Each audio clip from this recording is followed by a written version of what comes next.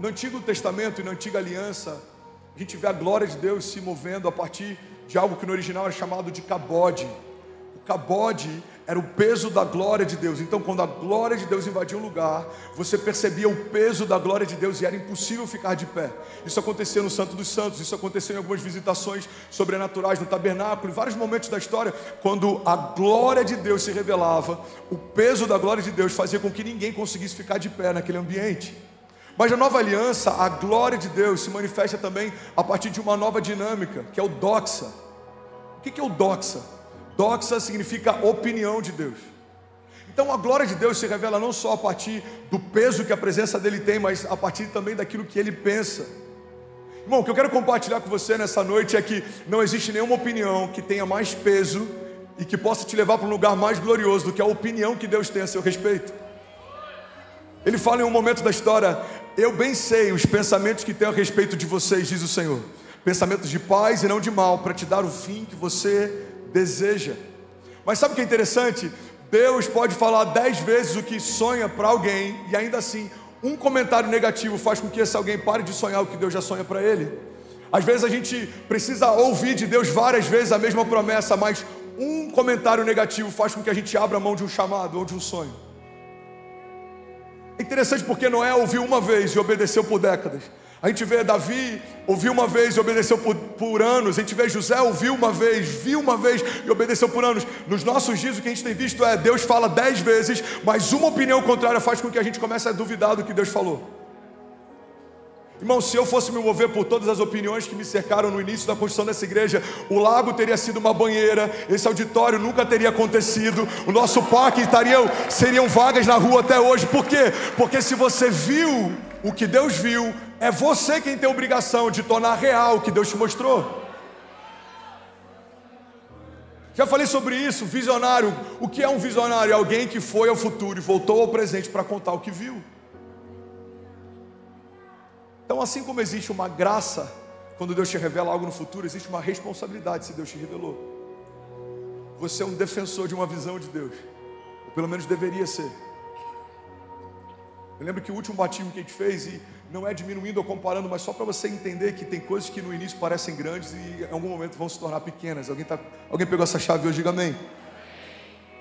A gente saiu de um batismo que foi glorioso. O nosso último batismo foi do lado daquele auditório. Eram 3 banheiras. A gente saiu de 3 banheiras para um lago de 300 metros. E desse lago de 300 metros, só Deus sabe para onde a gente pode ir. Eu estou dando um exemplo de uma dinâmica pequena, mas não foi só o batismo que viveu esse mover. Os cultos também. A gente saiu de 2 cultos de domingo para 3, aí viemos para esse auditório maior, e aí fomos para 4, e agora para 5, e aí começa o culto de quarta, de quinta, o ministério de mulheres, os jovens florescendo, os adolescentes. Eu acabei de receber uma foto, tem mais de 500 adolescentes queimando com o Espírito Santo de Deus no auditório do lado, enquanto a gente está aqui. Quando Deus faz, aquilo que era impossível se torna inevitável. Quando Deus promete, aquilo que parecia impossível se torna inevitável. Então qual que é a chave para viver o que Deus prometeu que eu viveria? É ouvir o que Ele pensa e não dar acesso ao que os outros pensam. Eu amo uma conversa entre Deus e Jó, quando ele começa a questionar uma série de coisas, e Deus fala para ele: Jó, eu até te respondo o que você está me questionando, se antes você me responder aonde você estava quando eu estabeleci os fundamentos da terra.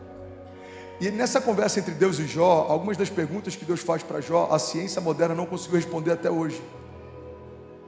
Ele começou a fazer perguntas sobre os fundamentos da terra, ele começou a fazer perguntas sobre as estrelas e como elas se moviam, ele começou a fazer perguntas sobre os limites do mar. Eu não sei se você sabe, mas o planeta Terra poderia ser chamado de planeta água, tem mais água do que terra. Até isso, na conversa entre Deus e Jó é falado. Ele fala: Jó, onde você estava quando eu estabeleci para o mar o limite do seu orgulho, e em que lugar ele se desfaria em ondas e espuma? Deus disse para o mar: até aqui você pode, daqui para cá não mais. Está em Gênesis. Quando ele faz separação entre a porção seca e a porção molhada, quem estabeleceu limites para a terra? Quem estabeleceu limites para o mar? Quem estabeleceu a gravidade? Quem estabeleceu um controle absoluto sobre tudo que existe? Irmão, se esse mesmo Deus que desenhou os céus e a terra, que chama estrelas pelo nome e elas respondem o seu chamamento, que chama Lázaro para fora e mesmo o homem morto há 4 dias ele volta a viver, que chama Jesus dos mortos e depois de 3 dias ele volta a respirar, esse mesmo Deus que desenhou o seu futuro não depende da opinião de uma criatura a respeito do que ele está estabelecendo como criador. Então a gente precisa colocar as coisas no seu devido lugar. Uma criatura que passa a ouvir uma outra criatura no lugar do seu criador é como um cego guiando outro cego. Não temos controle sobre nada na nossa história. A Bíblia diz: não digam amanhã iremos, amanhã compraremos, amanhã faremos, porque você não tem controle sobre o seu amanhã. Digam assim: se o Senhor permitir, amanhã iremos. Se o Senhor permitir, amanhã compraremos. Se o Senhor permitir, amanhã faremos. Alguém está comigo? Tem um momento na Bíblia, inclusive, que é tão poderoso. Ele fala a respeito de um homem insensato, que tem os seus celeiros cheios, mas ele está sonhando em aumentar seus celeiros. E a Bíblia diz: homem insensato, amanhã mesmo sua alma lhe será cobrada. Ele faz planos de futuro quando não tem ideia que amanhã o Senhor vai recolher. Onde é que você quer levar a gente, pastor? Eu quero levar num ponto simples e fundamental de alguém que entregou o controle da vida para Jesus. Se a sua vida pertence a Jesus, os conselhos que te norteiam têm que ser os conselhos dele. Se a sua vida pertence ao Senhor, os conselhos que vão te levar a lugares altos têm que ser os conselhos deles. A igreja precisa parar de dar ouvidos à opinião de homens e começar a buscar de novo conselhos de Deus. A opinião de Deus, a glória de Deus, o doxa de Deus, a presença de Deus, o governo de Deus. Alguém está comigo? Diga amém.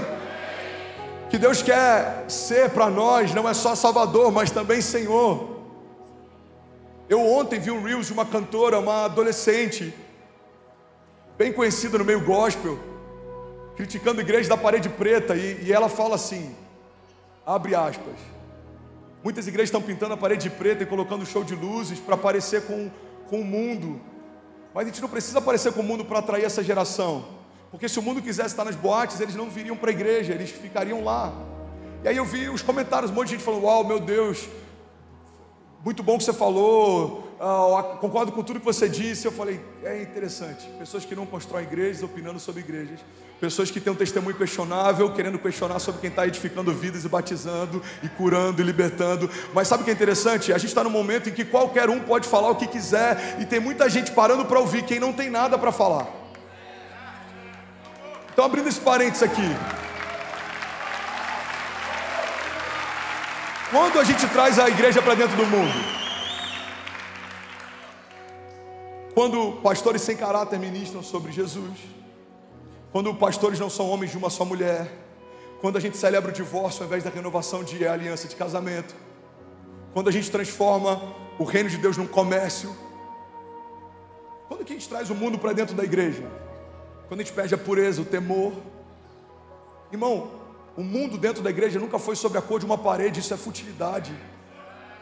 Então, se pintarmos de branco, somos mais santos. Então, se apagarmos as luzes de palcos, somos agora mais maduros. Assim como a ausência disso não significa santidade, a presença disso não significa carnalidade. Mas onde eu quero chegar? Eu quero chegar num ponto: tem muita gente que não construiu nada, que não gerou nada, que não edifica em nada, dando uma opinião, e o problema é que tem muita gente parando para ouvir quem não tem nada para falar. Se a gente não estiver bem firmado, fundamentado, seremos levados por todo vento de doutrina. Qualquer opinião de um artista gospel parece que é um fundamento da fé, não é. Eu conheço o bastidor de alguns deles, eu conheço a vida de alguns deles. Tem pregadores e cantores que estão 30 dias por mês na estrada. Como alguém consegue manter um casamento saudável se nunca está junto da esposa e dos filhos? Como alguém consegue ensinar os filhos sobre Jesus se 25 dias do mês está ensinando alguém da igreja sobre ele? Irmão, a gente precisa parar para valorizar mais a igreja local, pastores locais, líderes de GC, líderes de ministério, pessoas que gastam a sua vida muitas vezes sem serem vistas, sem serem notadas. Você está comigo? Fecha parênteses. Não dê acesso a quem não te dá destino. Não pare para ouvir quem não construiu autoridade para falar.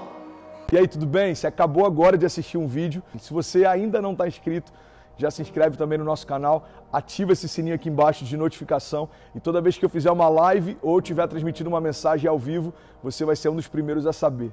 Mas eu deixei mais 2 indicações aqui que eu espero que façam muito sentido para você. Então já aproveita e clica para assistir a próxima mensagem, beleza? Seja bem-vindo ao time de incendiários e eu espero de verdade que essas mensagens mudem a sua vida como elas têm mudado a minha também. Até a próxima. Valeu!